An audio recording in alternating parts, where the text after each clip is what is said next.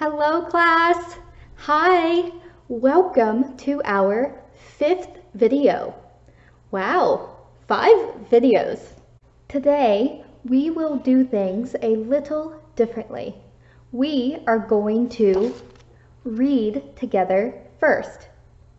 After story time, we will talk about what we read. Okay? Let's quickly review what has happened in the book so far. The setting is in England with an English family of 4. The family is the mom, dad, big brother, and little sister.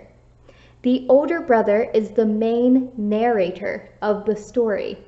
Mom went on a trip to a conference. The mom told dad to buy milk, but dad forgot to buy milk.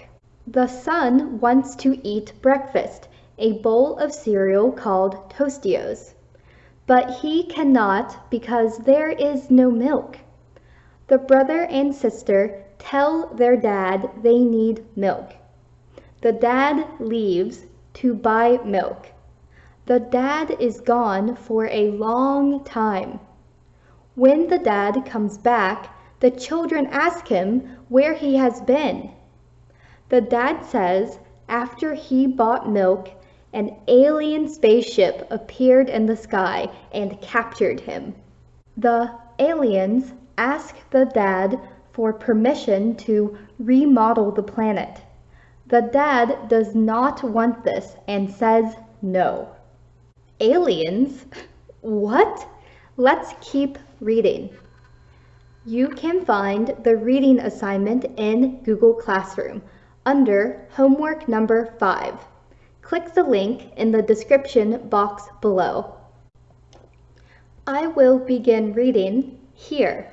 We already read this small section. This is the new reading, okay? Okay. We have come to your planet from a world very far away, said the people in the disc.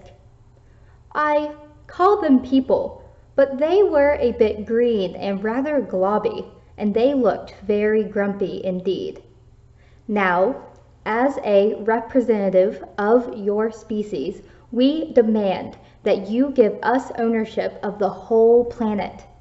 We are going to remodel it. I jolly well won't, I said.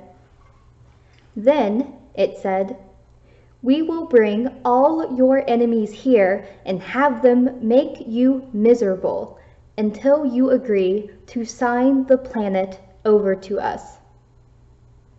I was going to point out to them that I didn't have any enemies when I noticed a large metal door with emergency exit. Do not open for any reason. This means you on it. I opened the door. Don't do that, said a green globby person. You'll let the space-time continuum in. But it was too late.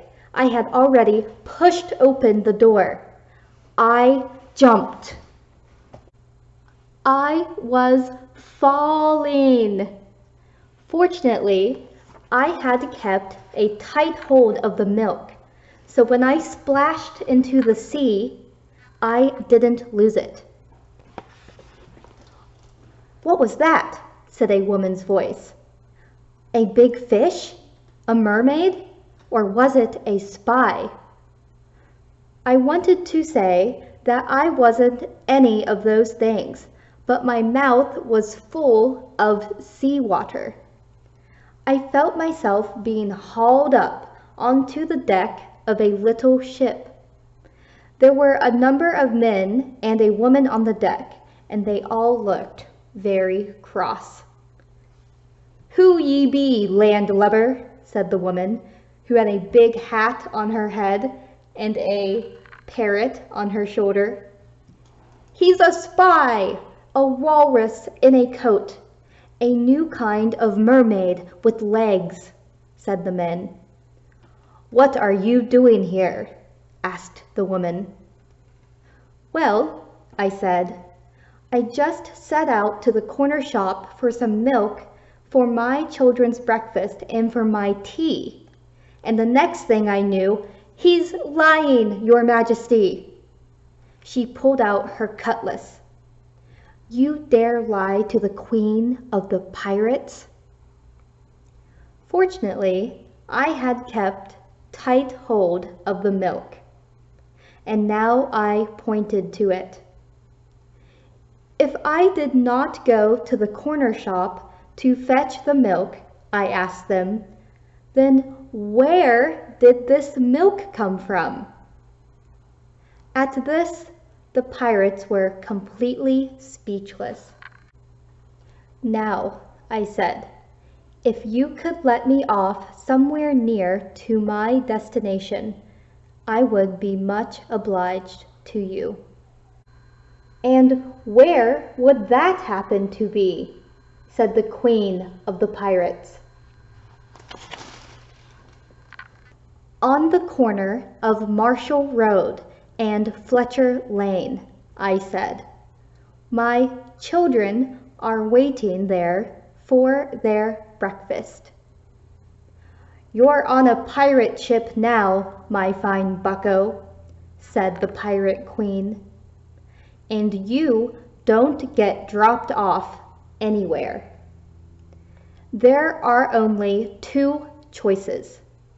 You can join my pirate crew or refuse to join, and we will slit your cowardly throat and you will go to the bottom of the sea, where you will feed the fishes.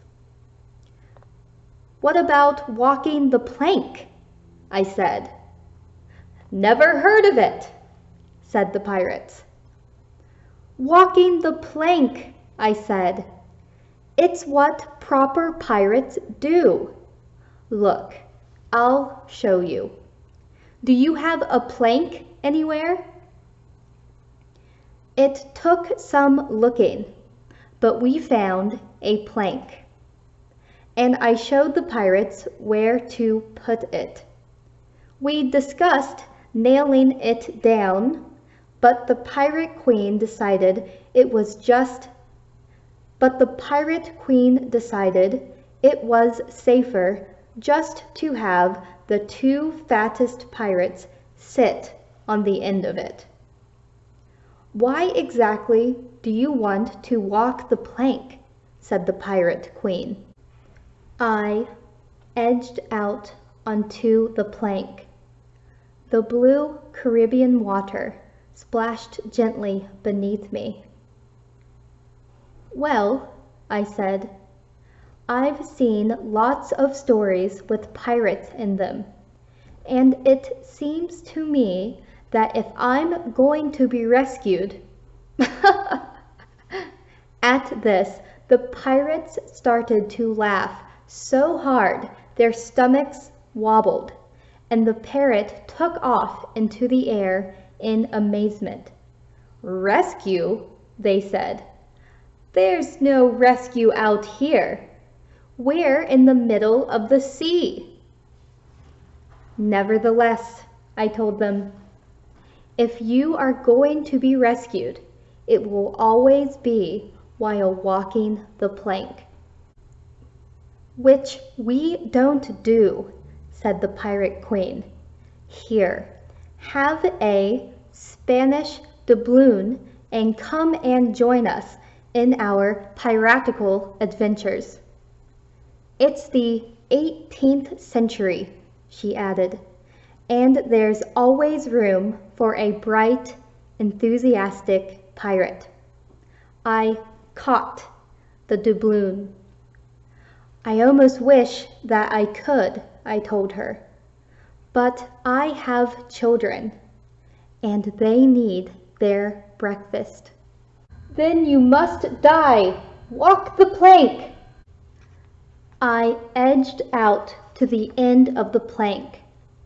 Sharks were circling. So were piranhas. And this is where I interrupted my dad for the first time. Hang on, I said.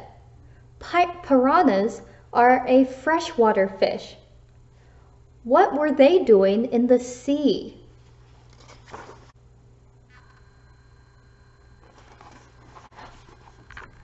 You're right, said my father. The piranhas were later. Right. So, wow, pirates. The book is getting interesting, isn't it? So, the dad is telling his children a story. He says he was abducted by aliens. He escaped by opening an emergency exit door. But when he opened the door, he broke the space-time continuum. What is a space-time continuum? Well, he messed up space and time and became a time traveler. He traveled through time when he opened the door. So he time traveled to the past where there are pirates, and the pirates rescued him. Okay? So the dad opened the door, he became a time traveler, he went back in time and met some pirates. Have you ever gone to a convenience store, G25, E-Mart, to buy a drink and was worried about aliens or pirates? No, this is a fiction story, right? This is very creative writing. Neil Gaiman, the author of our book, did something very interesting and creative. When writing this book, he paired something very normal, very boring, with something crazy and unbelievable and weird. He paired something very normal with something not normal. Paired means put together. A pair is two items. So to pair something together means putting one thing with another thing. It means combining two things. Pairing. So, in this book, a normal thing was paired, combined with a not normal thing. Normal means typical, everyday, routine, boring. A normal activity. The normal activity was buying milk. This is ordinary. The not normal activity is the dad's story of being caught by aliens and pirates. Not normal is weird, unbelievable, crazy, surprising, amazing. So, in this book, a normal thing is paired, combined with a not normal thing. Is eating cereal interesting? Is buying milk interesting? No, it is normal. Everyone knows it. Are aliens interesting? Are pirates interesting? Is time travel interesting? Yes, it is not normal. It is weird. This book's plot is about a normal activity becoming weird and exciting.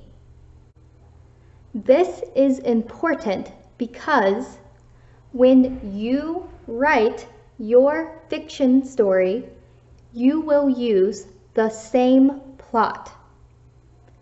We will write a story about something normal that becomes not normal. For homework, we will complete our first step as creative writing authors. You will begin organizing the plot of your own story. Exciting! I want you to tell me what your normal and not normal activity is. What do you want your story to be about? Let me explain more. Let's practice pairing normal activities with not normal activities. Here are some ideas and examples to help you think creatively. So, normal activities with not normal activities. Number 1, walking the dog. Normal activity. But then the dog begins talking to you. So you could write a story about walking a dog, but then the dog begins talking to you. Normal plus not normal. Or you could write a story about riding a bike, but then the bike begins to fly. Normal, weird. Or you could write a story. You go to a coffee shop with friends, but then the bathroom is a time machine. Again, normal, routine, common, ordinary, weird, amazing, surprising. Finally, my last example is you could write a story about you watching a K-drama at home. You watch a K-drama at home, but then the TV becomes a door and you are now in the drama. You become a character in the drama. For homework, you can write as many ideas as you want. You can write as many pairs of normal plus not normal activities as you want, but you need to write at least one. So, in review, for homework this week, please think about your creative writing story and what you want the plot to be. The plot will be a normal plus not normal event. For homework, please write at least one pair of normal plus not normal events. Okay? In our Google Classroom, look at homework number 5. The link is in the description box below. I will give you an example of answering the homework so you can see it. Finally, also for homework, I want you to define the words plot and setting. What is the plot of a book? What is the setting of a book? Okay, class. Oh, that's it. Thank you for having fun with me. I know it is not easy to do video lessons. I know creative writing is very new for you, but I hope you are having fun. I am so excited to see your creative ideas. Okay, I'll see you next time. Maybe I will see you in class. Bye! Bye!